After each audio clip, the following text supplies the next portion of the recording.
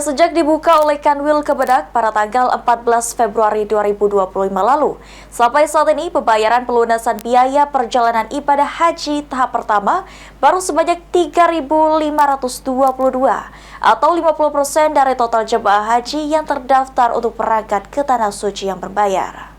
Pelunasan biaya perjalanan ibadah haji telah dijadwalkan mulai dari 14 Februari hingga 14 Maret mendatang. Namun sampai saat ini baru sekitar 50% jemaah calon haji yang telah melakukan pelunasan biaya perjalanan ibadah haji. Dari total keseluruhan 7.012 jemaah reguler, yakni sebanyak 3.522 jemaah. Dan untuk jemaah terbanyak yang telah melunasi biaya perjalanan ibadah haji tahun 2025 berasal dari Kota Palembang, yakni mencapai 1.565 orang.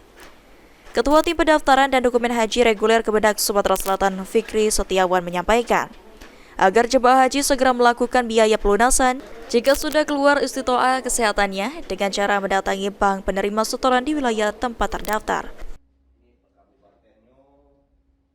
Untuk akhir pelunasan itu pada tanggal 14 Maret 2025. Jadi kami harapkan bagi jemaah yang sudah keluar istitoahnya agar segera melunasi ke Bank BPS BPIH, kemudian langsung melapor ke Kementerian Agama Kabupaten Kota di tempat jamaah itu berdomisili.